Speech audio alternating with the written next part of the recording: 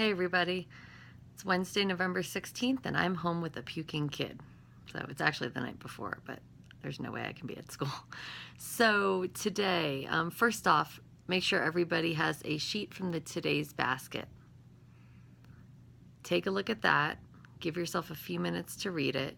You are being asked for homework, not now in class, for homework to write a revision of one of your practice paragraphs, either your First Amendment practice paragraph, that's the Puff My Magic Dragon, or your Second Amendment practice paragraph on guns.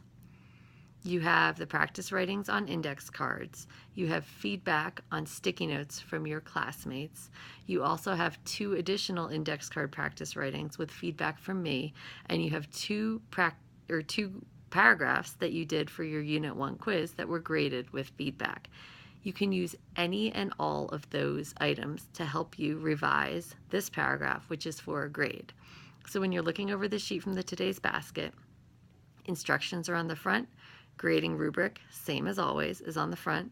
You will write your paragraph on the back side and answer the 3 questions. It is for homework and it is due Friday. Swing by Thursday if you have any questions. Okay, now it is time for daily current events. So in first hour, Caleb, second hour, Dawson, third hour, Macy. You're up. Take about 10 minutes. Pause this here. Okay, now that you have done current events, today's lesson for the mock trial is on writing questions, both direct examination questions and cross-examination questions. Take a moment and turn to page 23 of your trial booklet. Pause. Now that you're all on page 23 of your trial booklet, take about 5 minutes and read aloud the entire page. You can do this the way we always do. Have one person start reading and then other people pick up. If you want to read, read. If you want to pass, pass. If you get 3 passes in a row, send it around the room and somebody else can read. I'm going to have you pause the video while you read that now. Okay, now that you've read page 23, there's a lot of information there. So to clarify, the people who will be testifying in this trial, all of our witnesses, whether you are an eyewitness or an expert witness, you will be asked direct examination questions by your own attorneys.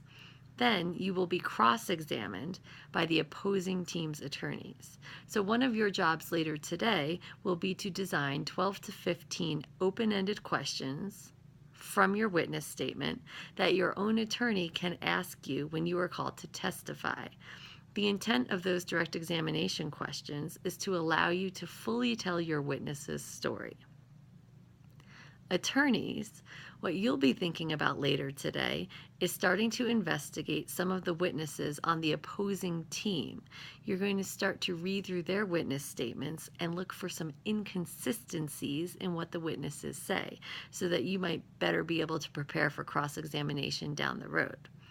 Attorneys, it's often hard to prepare cross-examination questions ahead of time because they have to be asked about what a witness says on their direct examination.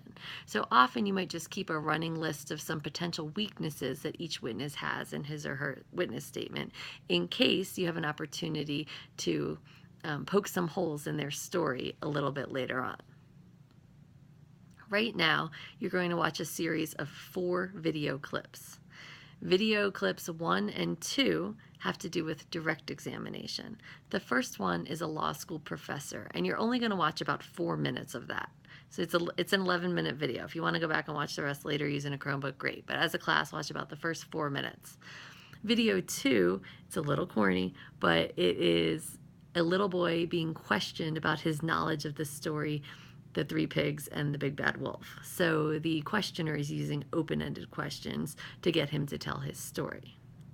After you do that, scrolling down the screen up front, videos 3 and 4 are from a movie from the 90s called My Cousin Vinny. I know some of you have seen it, Jordan, and I know we talked about that the other day, but these 2 scenes have to do with cross-examination questions, and the role of the attorney in this case, played by Joe Pesci, he is trying to poke holes in the testimony of the witnesses and just make them seem less reliable. So have fun with those. Those are only a couple minutes long.